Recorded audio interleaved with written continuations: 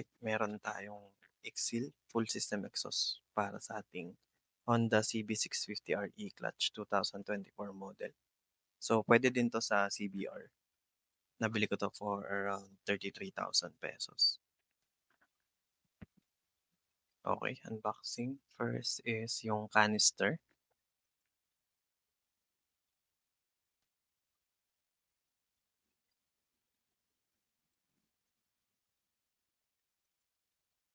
Yun o.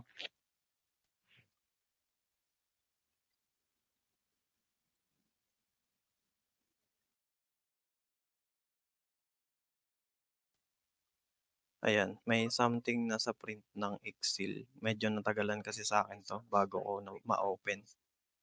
Since gusto nga natin before tayo magpalit ng exhaust is nakapagpa-change oil na tayo at naka 1,000 kilometer na yung bike natin.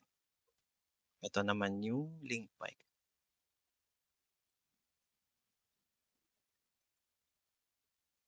Ayan, namili na ako nung pangtakip sa tabi ng auto sensor. Next is yung headers.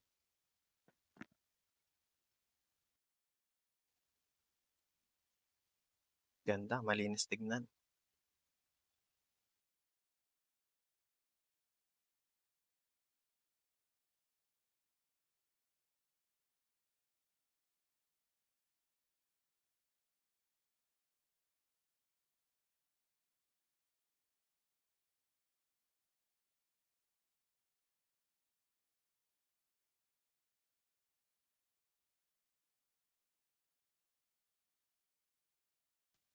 Next is yung kanyang mga tools, spring, bolts and washer, spacers, and may spring sticker. Before natin ikabit, pakinggan natin yung stock.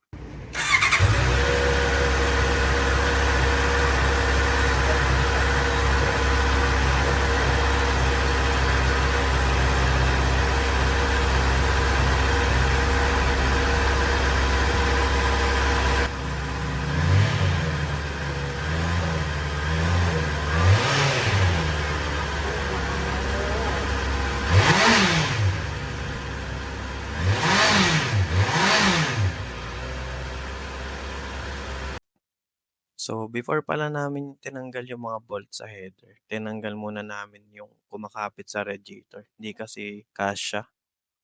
Tsaka tumatama yung tools.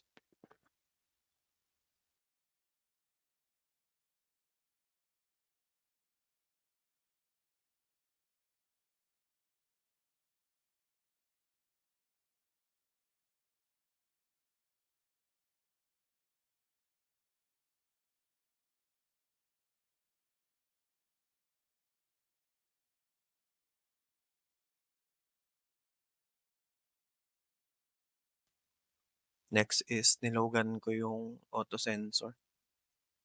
Then next, niluwagan ko din yung bolt dito sa gitna. Meron pa to sa kabila, hindi ko lang napakita. Yan, after matanggal lahat ng bolt mo, nakuha na namin. Intact pa din yung auto sensor dyan. Yun, tanggal na siya, isang buo.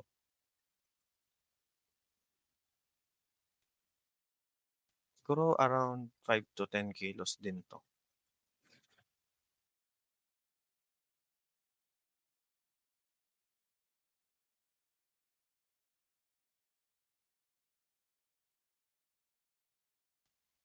Next is kinabit ko na yung headers. Yan, isa-isa kong hinihigpitan.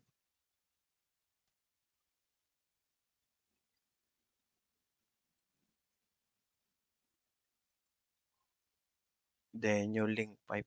Yung mismong link pipe na yung inikot ko para hindi matwist yung wirings ng auto sensor.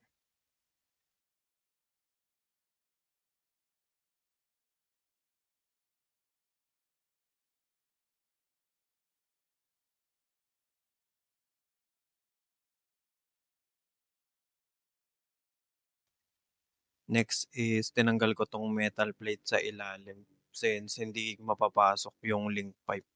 Nakaharang to.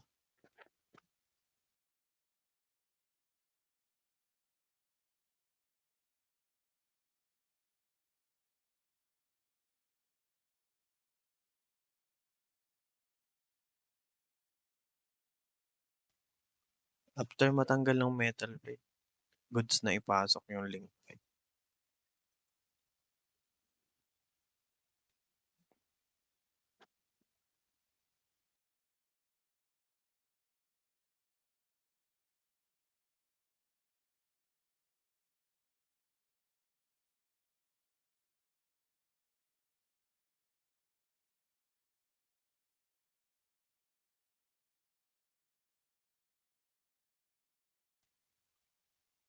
Then lock na lang ng bolt.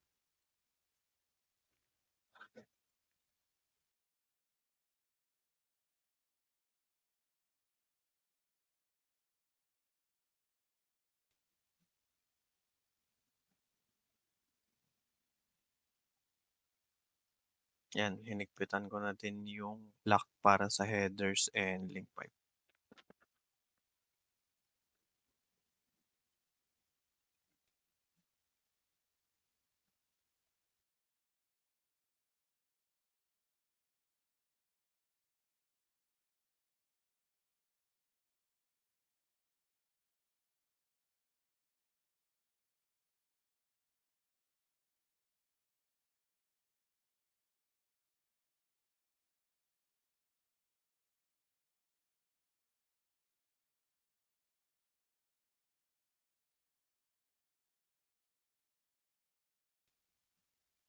Next is yung canister. Medyo tricky ikabit 'tong part na 'to. Nahirapan ako dito dahil dun sa spacer niya.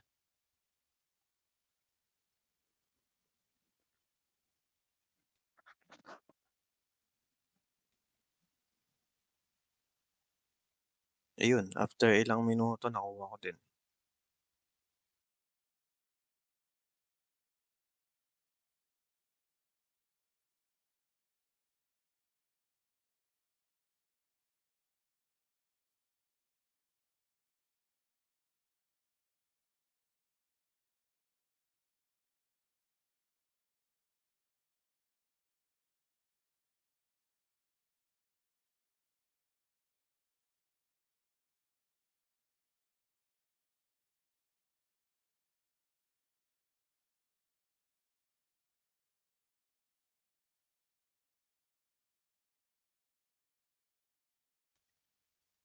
Next is yung spring.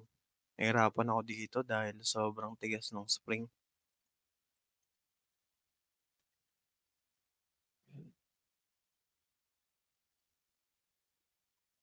First attempt, ayan, nasira, naputol.